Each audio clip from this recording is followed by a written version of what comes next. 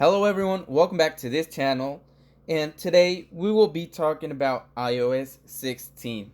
What do we know about this new update? We had it on the WWDC presented, I think that it was June, and even though it was presented on June, we will probably have to wait some months because it will come till September, just like last year with the iOS 15 that came out with the iPhone 13, 13 Pro, 13 Pro Max, and 13 Mini.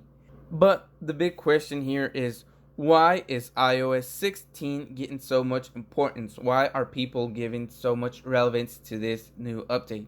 As we know, some developers have actually been trying this new update. They already have it on their phones, but it's not open to all the people.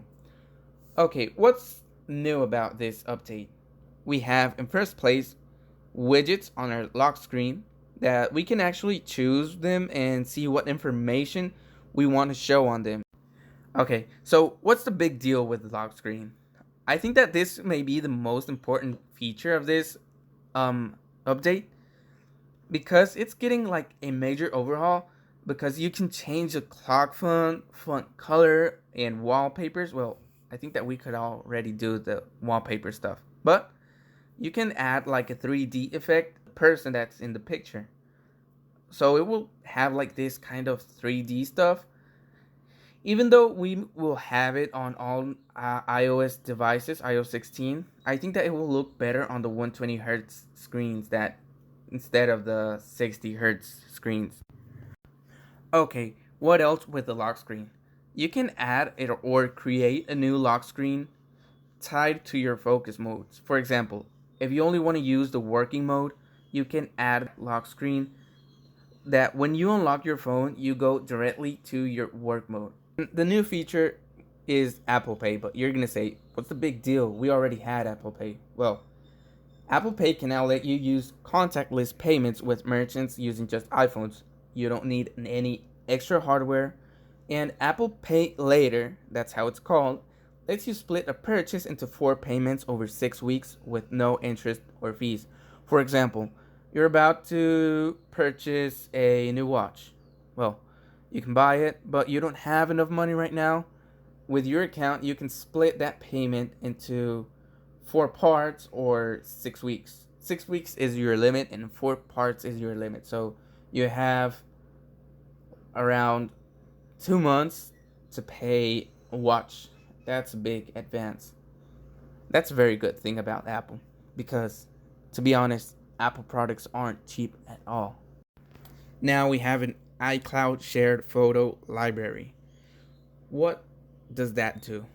Okay, for example, if you go on a trip with your family, but you don't want to be sending them all the photos, well, you create a big cloud of those photos, and each one takes their photos on their vacation, and they all go to the cloud, to iCloud.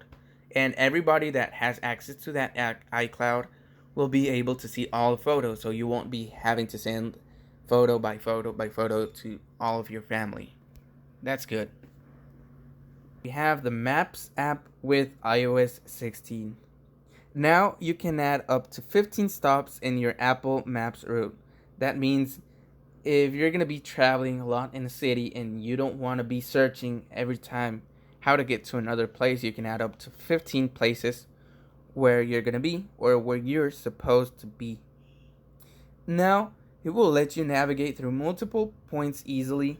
If you're a public transit user, like in big cities and all that, Apple Maps will now let you check the fares of your trip. So now you can know how much money you will need. But that's not the only thing. Now you can add your transit cards to the Apple Wallet app, so you can check if you have enough credit to make it to your destination, so you won't run out of credit and be running.